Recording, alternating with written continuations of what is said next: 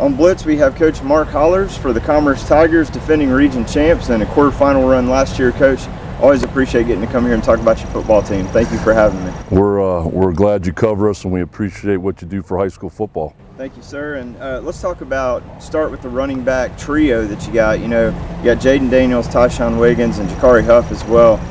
What's it like being able to return all three of those guys, one of the best running back rooms in the state? It's a blessing. First of all three of them are good young men, and all three of them are seniors that have been in our system for 4 years. And that makes a big difference when you're talking to a young man, because you're what I'd call graduate level. We're beyond the undergrad, we're in the master's kind of things, of teaching them how our offense works, the techniques that they can do. And it's a lot of fun to work with kids that have that kind of experience. They're all explosive. They all bring unique talents to the table.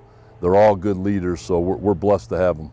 Yeah, and this is a year where, you won the region title, and you got, of course, Raven County and Elbert County that bring back a bulk of their talent too. So safe to say, in a new look this year in the region, it's going to be the bullseye on the back kind of mentality. Have you talked about that with the team and how you plan to deal with that? You know what?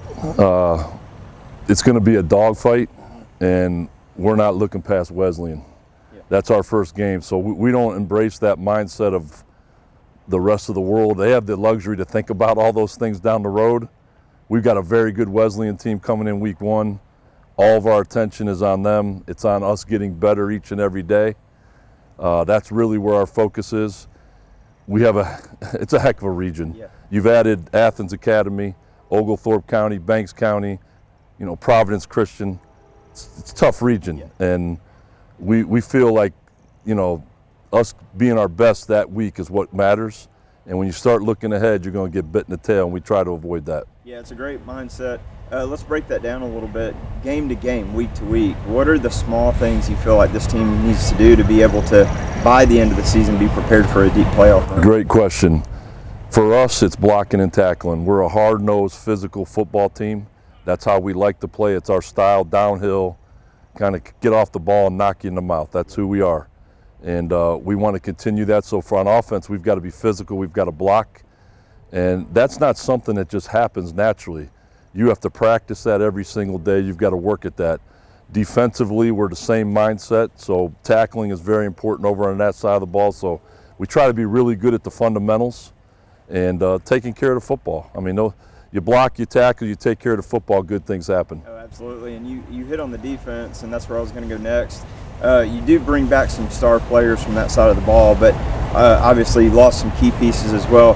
What has the offseason been like in trying to retool that defense and make sure there's no drop-off? We're blessed. We have a lot of experience coming back. So, Jeremiah Mintz, Big Pap we call him, he's returning Defensive Player of the Year, anchors that defensive line, but he's got some good veterans in there with the Michael Duncan, Jaden Torres is in there, Logan Gunner, and we've got some other depth pieces there. We bring back some experienced linebackers, senior Bryson Fleeman's in there.